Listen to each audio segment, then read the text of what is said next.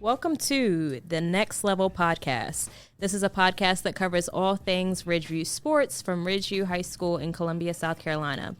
Meet the student athletes, coaches, staff, and more that make View County truly next level. Ridgeview High School competes in the Region V-AAA of the South Carolina High School League and has been serving the Northeast Columbia community since 1995, garnering 12 state championships and 13 state runner-ups during its existence. Learn more about our athletic department at ridgeviewsports.com and across all social media platforms at Ridgeview Sports. If this is your first time listening, welcome. And if you are a returning listener, excuse me, I can't speak today. This is about to be a journey. Let's go. We are glad to have you back. I am Coach Alyssa Burris, head cheerleading coach here at Ridgeview High School. Today, I am joined by two of our most elite coaches. Talk to him. Mm-hmm. Head girls track and field coach Warren Eure. What it do? And head boys track and field coach Charles Proctor. Yo, what's happening? Better known as Coach CP. Hey, talk to him now. Let's go. Gentlemen, welcome. Thank you for coming and joining me today. Thanks for having us. Yes. Most definitely. Thank you. Okay, this is going to be fun, guys. So, of course, we sit down today to discuss your recent trip to Boston, Massachusetts to the New Balance Indoor National Meet. Yes, It is a mouthful. Yes. Before we get into the actual meet itself, talk to me a little bit about the qualifying process and the athletes that y'all were able to take to nationals. I guess I can start this off. So the qualifying standards, New Balance Nationals, Nike Nationals, they always have a list that they put out to where athletes have to hit a certain time, jump a certain mark to be able to even enter the meet. On the girls' side, we had three young ladies to qualify. Denia Staley in the 400, Nyla Tobin in the long jump, and Alana Valentine in the long jump as well in the freshman division. So went to a couple indoor meets, competing unattached, and then everything came together, and boom, we took flights to Boston. Yeah, I mean, like you said, for the boys, the process was exactly the same. We had to hit the standards early. We took less than what we had qualified. For some reason, everybody. Well, we know what it was. It's a brand new facility in Boston. It's supposed to be one of the fastest tracks in the world, so everybody wanted to go, and so the meet was basically over capacity, and so we had kids that had hit the qualifying mark but were unable to go because the meet had already hit capacity, and so we missed out on Malik Ward competing in the freshman 400 who qualified. We missed out on competing in the 4x2, which qualified, which had Saya Mack, Javon Gillespie. They were unable to run on that relay with some of the guys who had already qualified. We did end up competing in the sprint med, the 2248 1600-meter sprint med, which we ran. We are currently ranked. Well, no, we finished the indoor season being ranked number 24 in the country. Mm-hmm. In that one with Christian Fields, Zion Agnew, Jacob Holmes, and McIntosh. I'm going to need you to repeat that one more time. Boys, View County, Sprint Med. Yep. Ranked number 24 in the country. Number who? 24, top 25. Talk to us nice. In the what? Country. Ooh. The beautiful country of the USA. So we did that. We had Zion Agnew and Christian Fields in the Rising Star 60, and we had Jordan Gidron in the freshman 60. A good meet. Everybody PR'd, but I think Warren and myself have been spoiled over the years, having had a lot of podium finishes and great performances. I'm gonna pause you right here, okay? Because you getting too deep for me. Oh, look! I was about to go in on it. We got to make them listen a little bit longer. Stay with us, y'all. Hey, look! I'm going to go there, so y'all just stay with us. Just hold on to it. So you said a lot of kids missed the meet, right? Yes, ma'am. So talk to me about your behind the scenes process as coaches after they've qualified. So Warren, I know you were on your computer almost every day just trying to look for opening spots. So talk about that a little bit. Man, look at that. This process, I know it probably gave me about 3 or 4 pieces gray hairs. Definitely. Man, look here. I was so glad when the process is over, man. But like CP mentioned earlier, the meet, because new facility, everybody was trying to go. was overcapacitated literally before we were even able to start entering kids. You know, so is that to do with like kids qualifying so early? Right. Okay. Right. Yeah, but with that, and the reason that happens is, in South Carolina, we don't have a sanctioned indoor season. Right. And so you have all these other states who have been running indoor since really the last week in November. Right. And so they have November, December, January, the jump on us. Our first indoor meet wasn't until the middle of January. Right. Right. And, we're not changing anything that we do training wise. We don't have a championship season, so we're not dictating our training towards being ready for indoor. Our kids were basically handling their business off of a base fall training. And so it took us a little bit longer to hit the marks than some of our close states that have indoor seasons. Right. And so we were behind the 8 ball already Right. with that one. Right. So, coupling all of that, trying to make sure that we secure a location for us to lay our heads.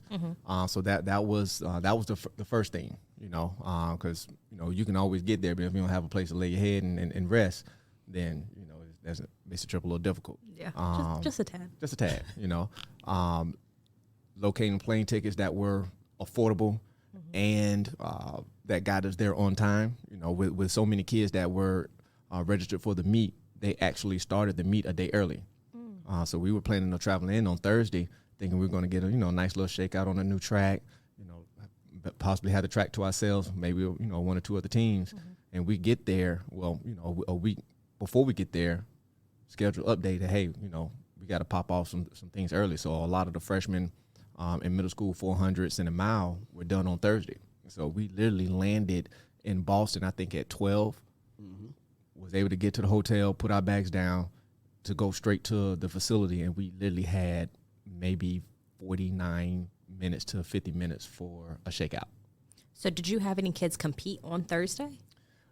So we did not. And, CP mentioned that earlier. We had a couple of the middle schoolers and freshmen. Freshmen, yep. That weren't able to get in because of that. And, I guess in a sense it was a blessing because we weren't sure if we were going to be able to get there in time for him to compete,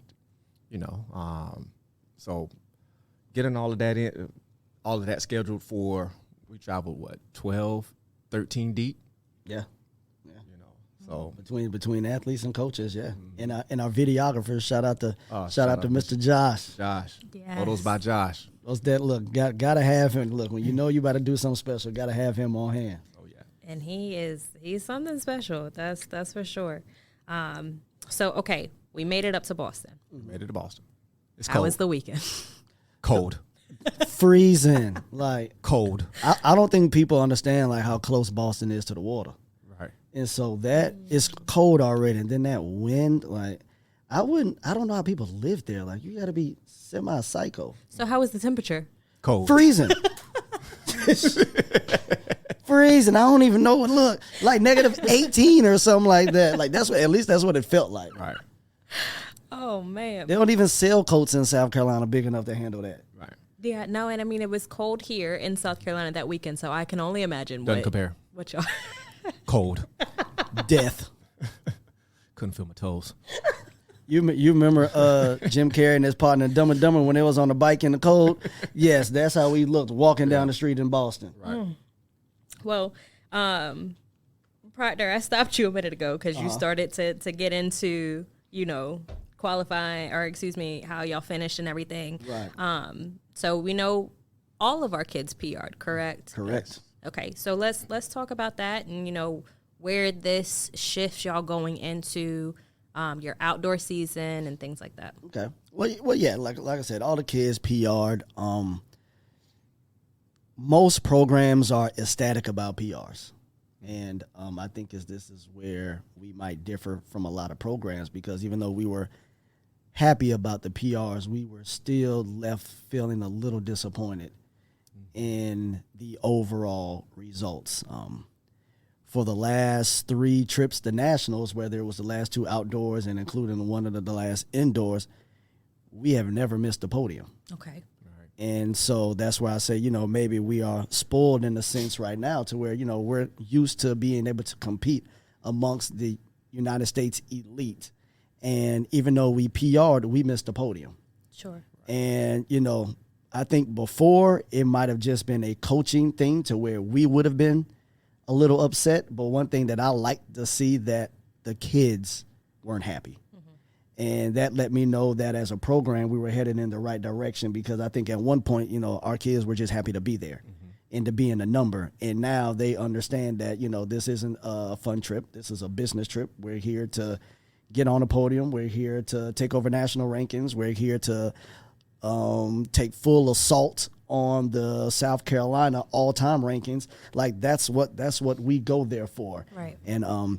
And so we did that. Like I said, you know, the boys sprint med, number 24 in the country, and from what the results I can find, it might have been the fastest sprint med ever by a South Carolina team indoors. Oh, that's amazing. Our indoor time ranks in the top 6 for the all-time outdoor run. So they performed well, but it was not up to the View County standard that we've started in the last few years. And so so going into outdoor season, I mean, we had already started outdoor the week prior. The boys won the Diamond Hornet Invitational team championship. So, you know, that was a nice little confidence booster. But then you get on the plane, go to nationals, run against the elite's best, and it kind of brought them back down to life. I think we were feeling ourselves a little bit after that win. And sometimes you need to get smacked in your face a little bit to bring you back to life, and, you know, let you know that you still got work to do. And so, but I think going forward, the outdoors, man, I think sky's the limits for these. Definitely, I'm just speak for the young men. Let Warren talk about his ladies. Definitely think sky's is the limit. We have an extremely deep team this year, and a lot of them are like-minded. And that's very seldom that you find that in a program, to where, you know, you might got one or two that really wants to take that thing to the next level. But I think we have a core group that wants to be amongst the best in the state. We're not there yet. I mean, not the state, in the country. And in my opinion, we're not there yet, and they feel like they have a lot more work to do. So I'm excited to, you know, just watch this whole process unfold. Yeah. Right. Oh, man. So for myself with the girls, I think 2 out of the 3 girls that I took actually PR'd for their indoor times. You know, Dania Staley, you know, we take the trip. We didn't compete she didn't compete at the Diamond Hornet Invitational. You know, my girls, we finished 5th overall there. We had a few girls that I held out just to make sure that, you know, we're staying on track and staying healthy. Yeah, absolutely. Now, had all of my girls competed, we probably would have finished a lot higher, you know, maybe 3rd or 2nd at that meet. Most definitely. But, you know, Dania comes back, runs championship division, which she, you know, had to get bumped up because of how many individuals were, you know, competing at nationals, and, you know, PR'd her indoor time by almost a 2nd. Oh, wow. And so now, you know, based off of how we looked last year, we're literally about a second and a half faster, you know, than we were last year. So that was definitely great to see that, you know, she came back with that heart to compete at that high level. Alana Valentine PR by over a half an inch. So now that puts us going into outdoor possibly. Hold on, Coach, half a foot. Oh, half a foot. Yeah, I'm sorry. Half a foot. Half a foot. Half a foot PR. Come on, yes. Coach. That's a big difference. That is a big half difference. a foot. You know, yes. and let me drink some water real quick. I think I might be dehydrated. Okay. Yeah, right. Little baby girl got busy. But, you know, first time competing at a high school nationals of that caliber, you know, PR by half a foot, and now, you know, going into outdoor based off of what both of the jumpers on the girls' side are doing. You know, we're looking to be ranked 2, 3, and 4A. Oh, wow. You know, Dania looking, you know, to be the top girl in the 400, you know, just based off of what we've been able to accomplish from the indoor season. Unlike the boys, we're not as deep on the girls' side, but we definitely have the talent to be able to compete with anybody in the state. Right. You know what I'm saying, and make our own run for ourselves. So, you know, moving forward this year, it's going to be exciting seeing how things play out. There's going to be some great competition, some great schools that are already putting out some phenomenal marks right out the gate. But, you know, just like I tell my girls, sometimes you just got to strap up the bootstraps and get in there in the fight. You know, we can't be scared. We're not going to dodge the smoke. I think we run to the smoke here at View County, if we're being honest. Look here. We create the smoke. They run from us. Stop ducking, man. Come on. CP, you mentioned earlier that this new track that was up there in Boston is the fastest indoor track. What does that mean? Hell, I don't even know if I have all the answers for you, truthfully. A lot of it is the type of surface that it is. With the indoor, a lot of it has to do with the degrees and within the bank that it has and all of that nature. So what all goes into making it one of the fastest tracks in the world, I have no clue. But I will tell you, from looking at what the kids were ranked going in and what some of them kids ran on that track, it is hands down something going on that track that is very special, and it is definitely fast. So whatever is on it, I like it. Our kids ran fast. Other kids ran fast. I mean, we was up there. I think we saw like at least 5 national records go down. Right. So it was whatever it is, New Balance has found a formula to get fast times on that track. Oh, wow. That's awesome. You could probably add about 2 or 3 U.S. number ones that weren't national records when those individuals broke it. I mean, the meet was insane. Yeah. And I'm talking about from the 60 meters to the 2 mile. I've never watched as many 2 mile races as I did at indoor nationals and was intrigued for every heat. They were just as exciting as the 60s, and you don't catch that. You don't. Unless you're a distance enthusiast. Right. And we are not. Not in the slightest. Are not. And look, those kids got busy up there, Bo. Oh, that's awesome. So I take it we're taking that trip back again next year. Got to. Look, I got to get my lick back.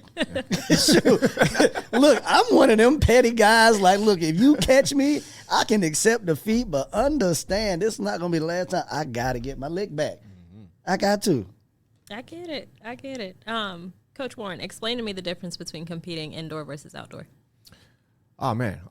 So, of course, competing indoor, of course, the track is smaller. You got a 200-meter track opposed to running outdoor at the 400-meter. Some tracks indoor are banked. Some are flat. There are some indoor tracks that are 300 meters, right? You don't have to worry about the element. So, running indoors, you don't have to worry about, running into negative wind or running with, wind at your back. Running outdoors typically is slightly faster just because you got wider turns, so you can be able to accelerate a little better. So, those are some of the small differences between, running indoor and running outdoor. I feel like there's a man in this room with me right now that has used wind to his advantage in an outdoor meet. I don't know what you're talking about. I feel like I saw on Twitter somewhere. Uh-oh. That she calling me out. Stay off my daggone Twitter, man. Uh-oh. Oh, look here. I know for sure the fastest time that I ever ran was wind aided as a mug. I know it was, but guess what? It wasn't no wind gauge, and so we gonna rock with that PR for forever. Forever. I hear you. So, gentlemen, we're going to go ahead and start wrapping up. But I wanted to talk about one of my personal favorite events that's coming up on March 31st. Uh-oh. Would either of you care to tell me about said event and what we can expect? Oh, man, look here. Welcome to the block party. That is the Blazer Twilight Invitational. Oh, boy. Going to be March 31st. It's a huge meet that has started to get a lot of national attention now. One of the bigger track meets in South Carolina. It's a Friday night meet, which makes it a little different than your traditional Saturday or midweek track meets. We have some special events which will be highlighted by the DMR, the 800 sprint med, which is 1124, the 4x2, which is not traditionally ran in South Carolina, and we're also going to have a 1500. Being ran for our distance guys. We have amazing distance runners here in South Carolina, and, just wanted to showcase them. But, man, it's a block party, man. We have food trucks out here. It's extremely fan and family friendly. We got a DJ that's going to be rocking out. Shout out DJ I Am. He's going to have us rocking all night long. And we have an extremely special surprise towards the end of the night for the 4x2s. And also, this is going to be the first year that the Twilight is being is sponsored. We've partnered with Goodwill, And so this is going to be like I said, it's going to be a huge community event, man. We're going to have the donation bins out there. We're going to have the Goodwill mascot out there. You know, families and teams can come and donate from 5:30 to 7:30 out there. And outside of it being a family event, man, it's just going to be a lot of heat on that track. We traditionally, you know, bring in some of the fastest programs between South Carolina, North Carolina, and sometimes Georgia. And last year, I think we had over 10 top 10 nationally ranked performances at this track meet. Oh, wow. And so we're definitely expecting more. And man, I can't wait. Oh yeah. It's really no need for me to even add on to that. Like I think he literally hit the nail on the head there. It's just, if you're not there to watch these kids perform and run great times and have fun with good music, good food. Yes, we're going to have, you know, several food trucks. So, you know what I'm saying, you'll be able to fill your belly, watch some great races. I mean, it's going to be a time, man. And tell you, this is not just, you know, them promoting their event. I got a phone call last year for Blazer Twilight that I was not there and said, you need to get here right now. Wow. Because it was, the atmosphere, the environment was amazing. So this is definitely an event that people don't want to miss. Correct. Get out there early. Find you some parking. Because it will be none. Right. Towards look, after about 3 events, look, it's going to be hard for you to get in. So please make sure you get your seat. Yes. So, gentlemen, before we close, I just want to kind of congratulate you in advance on these wonderful seasons that you have already had up to this point and that you're about to have. Thank you. Thank you. Y'all definitely, like I said, are 2 of the most elite coaches that we have here at Ridgeview. Watching you guys coach your kids is inspiring. And the way that you push and the way that you talk your talk and you have the means to back it up. Yes, ma'am. Got to. Yeah, so hats off to both of you. Here's to an incredible season. Couple months left. I'm looking at 2 future state championships in this room right now. Hey, say it one more time. Talk it. Say it one more time. Talk it. Let's go. I need it. I want to say May 19th. We're going to have 2 state championships in both boys track and field and girls track and field. Let's go. What division was that? Is Region 4A, but we're not even talking about region. We're winning 4A of the South Carolina High School League in both boys and girls track and field. Speak it. Hey, Yes. we coming for it all, man. All of it. Coaches, any final thoughts before we wrap up? Hey, just View County, man, we love you all. Come out and support these babies. You know, we what else is there to say, man? Y'all know the slogan. Trust the process. Trust the process. So, thank you for joining us for this episode of the Next Level Podcast. And in the words of the guy to my left, View County, baby. View County. View County.